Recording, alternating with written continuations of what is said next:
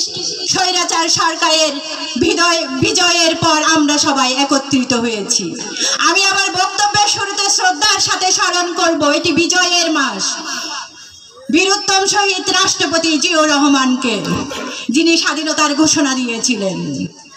আমি শ্রদ্ধার সাথে স্মরণ করব দীর্ঘ 17 বছর ধরে আমাদের জাতীয়তাবাদী পরিবারের যে নেতৃবৃন্দরা প্রাণ দিয়েছে এবং মামলা হামলা শিকার হয়েছে তাদেরকে শ্রদ্ধার সাথে স্মরণ করছি।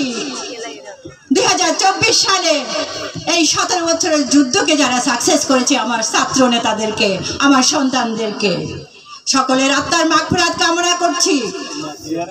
সংগ্রামী নেতৃবৃন্দ, বাইশারীবাড়ি ইউনিয়নের সকল নেতৃবৃন্দ, এই স্বৈরাচার ফ্যাসিস্ট সরকার কিভাবে বিদায় নিয়েছে আপনারা জানেন। পুরো বাংলাদেশটাকে ধুমড়ে মুচড়ে দিয়েছে। প্রতিটি সেক্টরে সেক্টরে তারা এক না এক তন্ত্রে চালিয়েছে।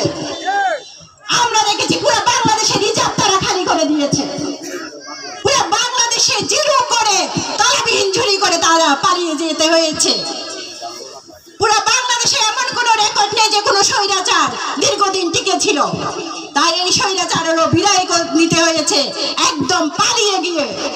আপনারা দেখেছেন, আমরা জানি এই স্বৈরাচার কিভাবে ক্ষমতায় এসেছিল।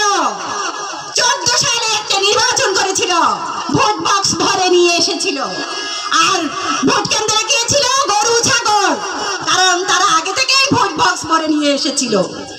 আর 18 সালে কি করেছে? 18 সালে তারা দিনের ভোট রাতে নিয়েছে এবং দিনও নিয়েছে। আপনাদের কাছে এটা পরিষ্কার আছে। আর 23 সালে এসে কি করেছে? একটি ডামি নির্বাচন করেছে, যে ডামি নির্বাচনের কোনো গ্রহণযোগ্যতা ছিল না।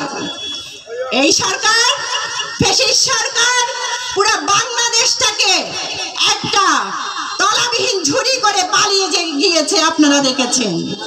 আমরা আপনাদের কাছে শুধু একটি কথাই বলবো, এই ফ্যাসিস্ট স্বৈরাচার সরকারের এই বাংলার মাটিতে আর জায়গা হবে না। কোনো দোষর যদি এখানে ঢুকে পড়ে আমরা তাদেরকে গ্রেফতার করার জন্য আহ্বান জানাচ্ছি। আমি শুনেছি, আমি এই সময় সংক্ষিপ্ত বক্তব্য আসলে দিতে গেলে অনেক কথাই আসে, এই জন্য বক্তব্য দীর্ঘায়ী করব না। আমি শুনেছি এখানে এই সমাবেশে আসার জন্য অনেকেই বাধাগ্রস্ত করেছে। আমার মহিলা দলের থেকে একটা নিউজ এসেছে যে তাদেরকে মহিলাদেরকে আটকে রাখা হচ্ছিল। আমাদের মহিলা দলের নেত্রীদেরকে নাকি বলা হচ্ছিল মহিলা দলের কমিটি কারা দিবে, কারা জানি দিবে আমরা জানি না, কিন্তু মহিলা দলের কমিটি তো এখান থেকেই হবে। এই যে মহিলা দলের সভানেত্রী এখানে উপস্থিত আছেন, আর আমি হচ্ছে সিনিয়র সভানেত্রী, তাহলে মহিলা দলের কমিটি কারা দেবে আমি জানি না। ঠিক আপনারা এইসব মিথ্যাবাদী, এসব স্বৈরাচারের দোষরদেরকে বিশ্বাস করবেন না। এই বলে আমি আমার বক্তব্য শেষ করছি। সময় সংক্ষিপ্ত। ধন্যবাদ সবাইকে। বাইশারী